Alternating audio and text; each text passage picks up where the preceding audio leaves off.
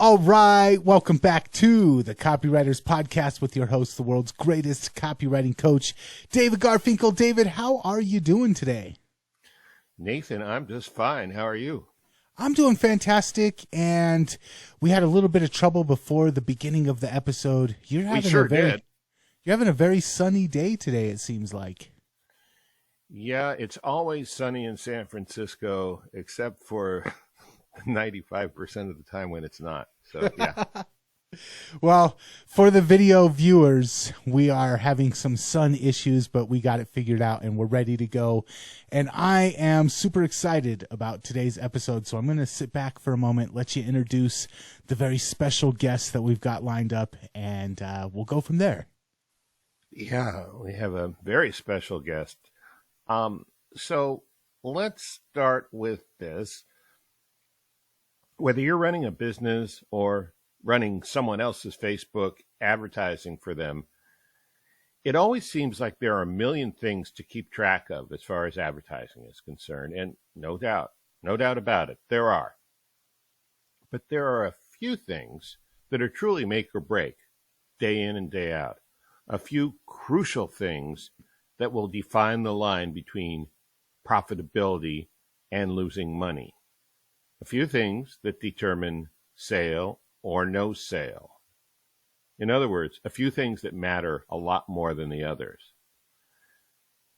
Your co-host and our guest today, Nathan Fraser, calls these two things advertising cheat codes. Now, don't get him wrong. The other things are important too, but I'm going to say the difference is you can slip on the other things a little now and then, and they won't tank your business. But screw up regularly on these big things that we're going to talk about, and you could be in for some tough times ahead. Fortunately, once you know what these few very important things are, you don't ever have to screw them up.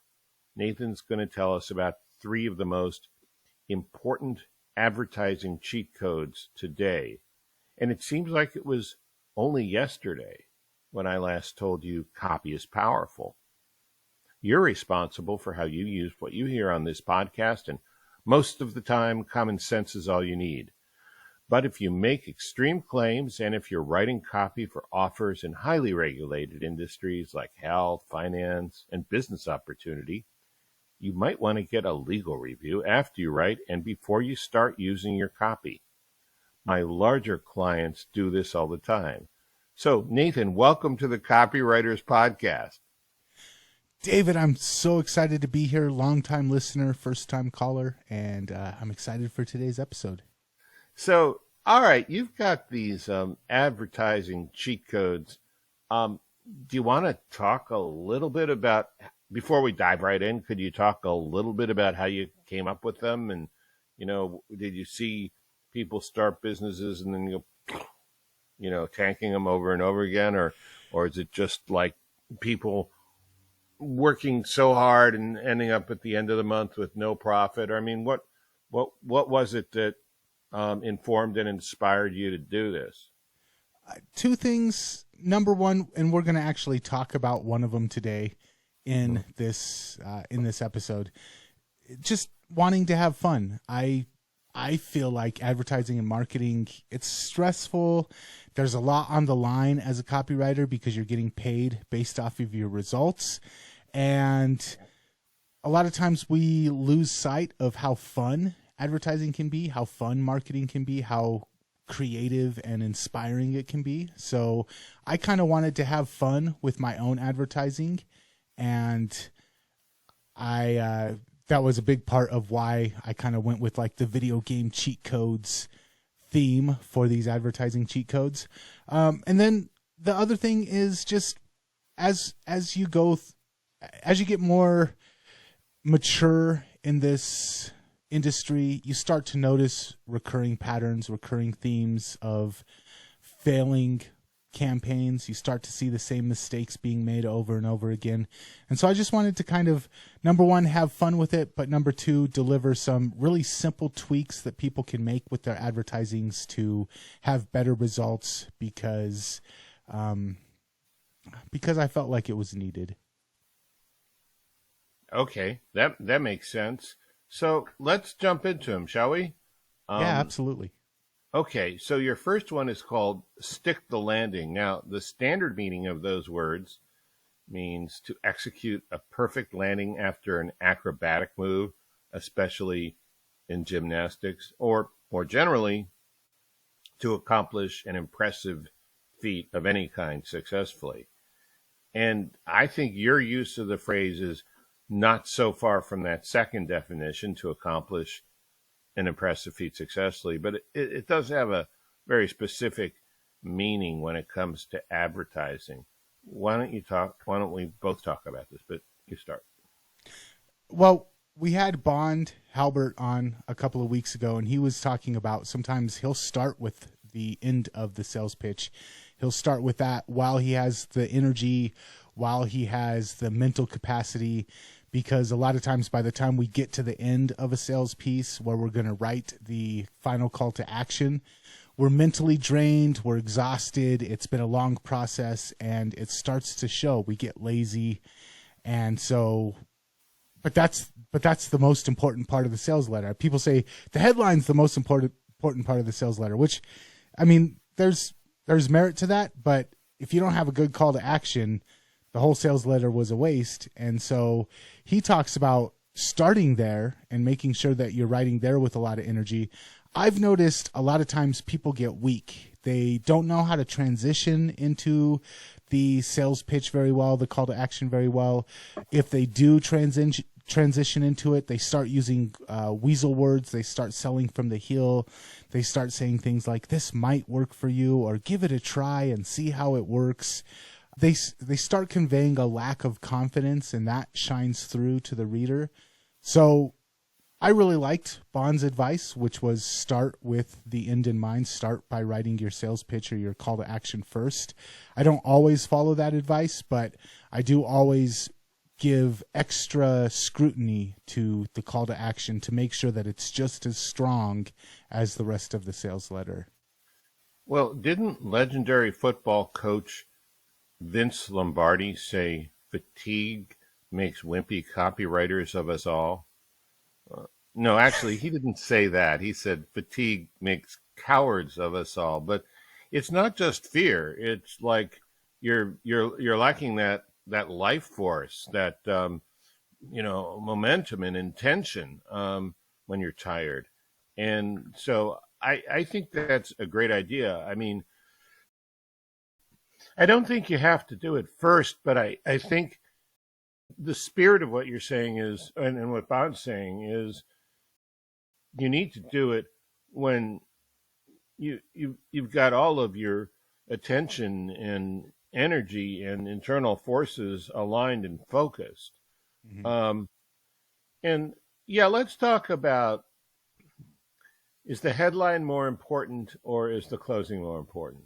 Well, in a way, the headline is more important, because if it's not a good headline, they won't read it.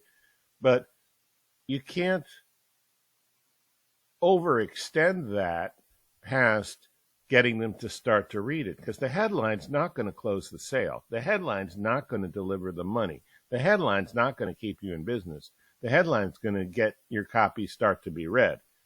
And, that's like two paths in the woods. One, your copy gets read. One, you go bankrupt. Which one do you want? So you want your copy to get read. But no.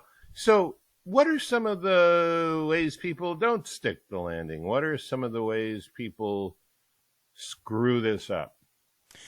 The biggest one that I see is the transition, and you actually did an episode way back when we first started the podcast on transitions, and I think that's one of the most valuable lessons that I've learned from doing this podcast with you, was knowing how to do the transition.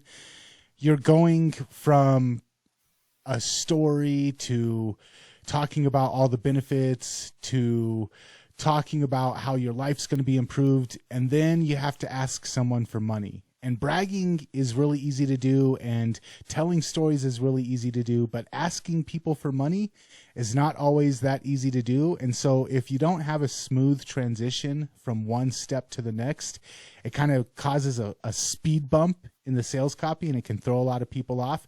So the transition, knowing how to nail that transition is really important. And we do have episodes about that in the catalog of Copywriters podcasts. So go back and check those out. Definitely. Yeah, you can go back and there's a little hamburger. Let me see if I can get this right at the top of my frame. Not good at that. Hamburger menu. Actually, it's over here. There's a hamburger menu up there, and then you just click on that and just type in transition or transitions, right? And the shows will come up on copywriterspodcast.com. And then the other key is, I hinted at this earlier, but the other key is don't show a lack of confidence. What people are really buying from you is confidence. They have a problem. They're not confident that they can solve it themselves, so they're looking for someone else who can help them solve it. If they get to the end of your sales letter and they start to detect that you're also not confident, they're going to pass and they're going to find the person who is confident. So you want to make sure that as you're reading through your call to action, you're not giving away any clues that you're not confident in your solution. That's really good. I also add the obvious. I'm going to tell you a story. A friend of mine, client of mine, met a guy. I'm hoping he won't kill me when he finds out I told this story. I don't think it's that confidential or anything. He told me in Manhattan, in New York, he met this guy who was like, and this was like a long time ago, like 40, 50 years ago maybe. But he met this old school guy who was a great salesman, greatest salesman he ever met. And the guy, he said the guy, and my friend is a great salesman, and he's also always interested in learning more about sales, and certainly was when he was much younger too. And so he said, "So what's the secret of sales?" And the old guy, the way some old guys do, said, "Well, there's just one secret of sales, and that is if you can close the sale by saying boo, then don't say boo-boo." And I think, that's good when you're face-to-face with the person. That, we call it, buying it back when you keep selling after you've closed. But in copy, it's a little different. It's not like you just sort of casually remind you, oh, in case you're interested, click here. And that's the order page. No, because you don't have that feedback and that rapport and that one-on-one live in real-time interaction. So you need to be a little more assertive and a little less worried about saying boo-boo. You need to be willing and able to ask for the order clearly and, as you say, confidently more than one time. Multiple calls to action. And I've seen a lot of people who don't execute this well even once, much less multiple times. So if you can get past that, it's going to make a big difference. Yeah. Yeah. And when I'm doing copy critiques, that's one of the most common things that I notice right away, sticks out like a sore thumb, is they can't even get the boo out. They're not confident to do the boo. So it's important. Stick the landing. Stick the landing. Okay, that's cheat code number 1. Let's talk about your second cheat code, standout advertising. So if you have a wild imagination like I do, you might be picturing a guy walking up and down the sidewalk wearing a huge sandwich board, standing outside on the sidewalk, advertising something. Each side is a placard almost as tall as a guy in itself. And that might fit in your overall definition, but I don't think that's what you mean by standout advertising. So is it? And what do you mean? For this one, there's 2 trends I see in advertising that are just driving me insane right now. Number 1 is ads that look like ads. And a lot of advertisers are like, well, this is the way an ad is supposed to look. So they come up with the creative, and it's got the 50% off with the big starburst behind it. And they say, well, that's how ads look. And yes, that's how ads look. But human beings are used to seeing ads like that, and they go ad blind. And so after they've seen 50 of them, they don't pay attention to them anymore. And so having an ad that looks like an ad is just a really bad tactic. So finding ways to make your ads grab attention, pattern interrupt, look differently, look not like ads. A lot of my advertising now is partial content advertising, where it looks like a piece of content and then it turns into an ad, or then it turns into a lead generation campaign. The other thing is ads that are too safe. Nowadays, a lot of ads are written by committee. You've got 4 or 5 people all working together on an ad campaign, and then you've got somebody overseeing it, and you've got a person there to make sure that group X isn't offended by your advertising, and another person there to make sure that group Y feels represented by your advertising. If you were wondering why I was puffing up my cheeks, I was trying not to throw up in my mouth as you were talking about that.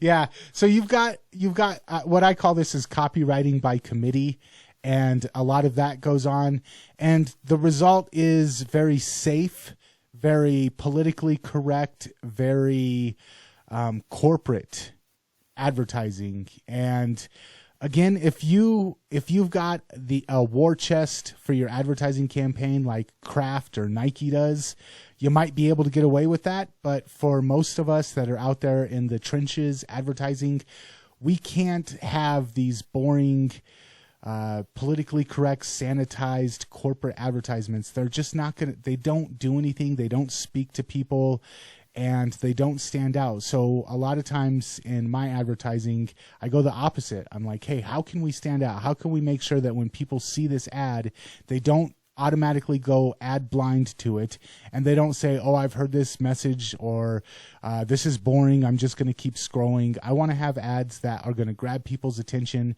either be humorous or entertaining or make them feel educated, but do something for people that doesn't immediately turn them off like the very safe, boring advertisements do, or the I've seen this ad 1,000 times advertisements do. Okay, but you're not saying that the opposite of boring and safe and politically correct is something so edgy that it's likely to get you canceled and kicked off of Facebook, right? You're saying provocative, maybe a little edgy, but definitely different, but probably within the realms of you'll live to advertise another day on Facebook.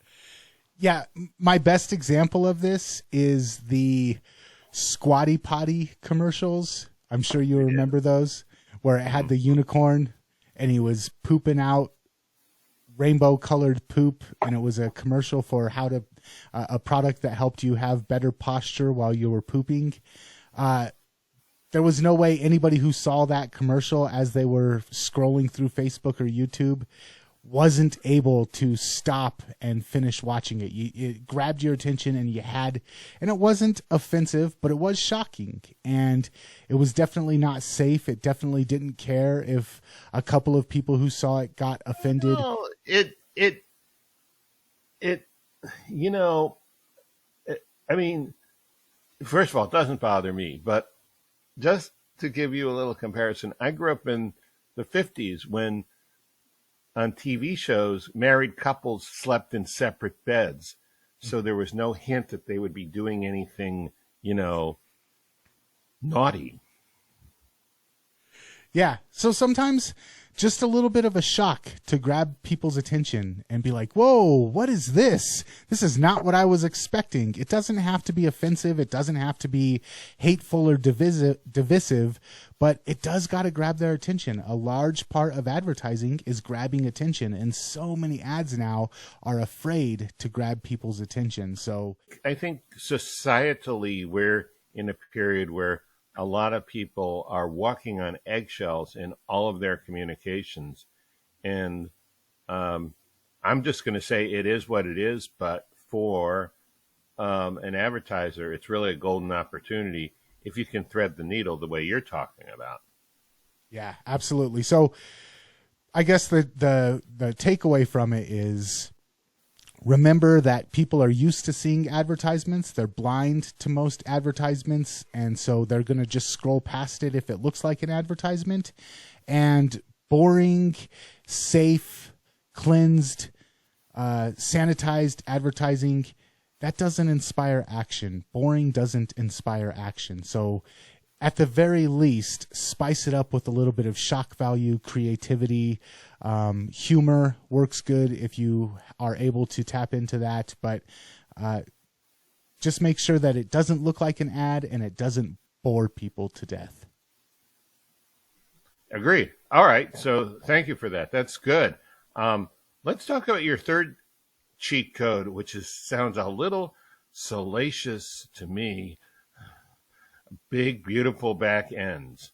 Now, I'd like everyone to put their mind out of the gutter because Nathan is talking about something other than what you're thinking of right now.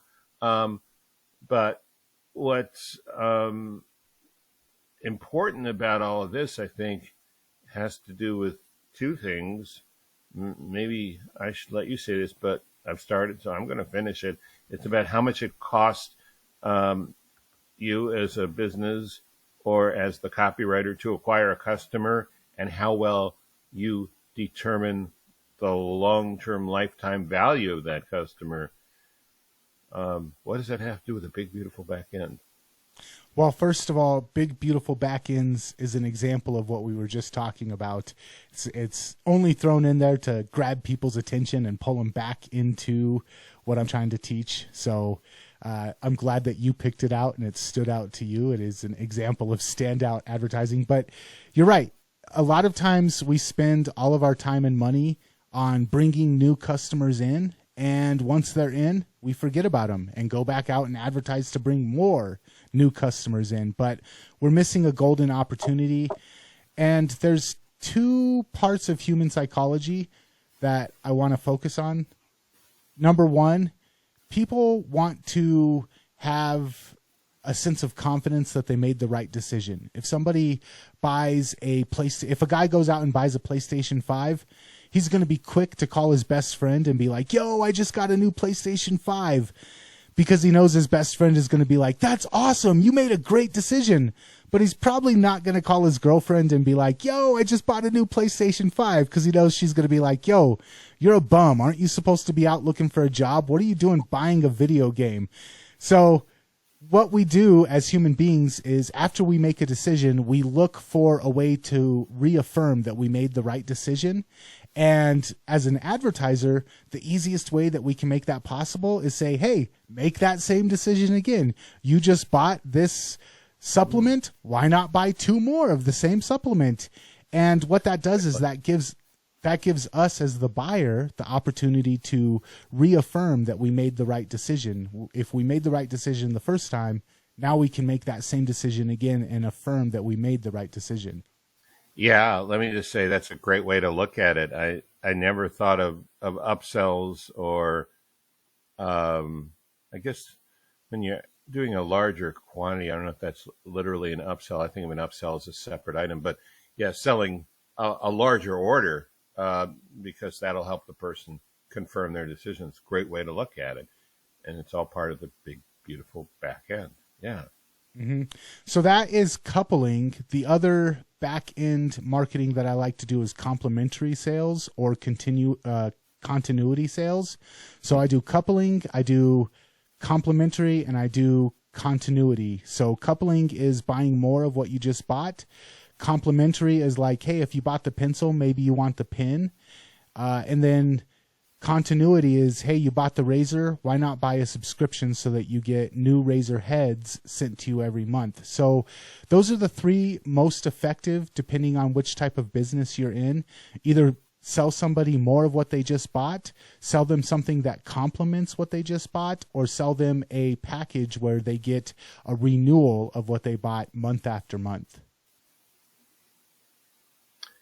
Good. Yeah. I mean, when you do that, it's like cash on autopilot, right? It's a continuity program, and yet your customer feels real good about it because it's one less action they have to take, one less decision.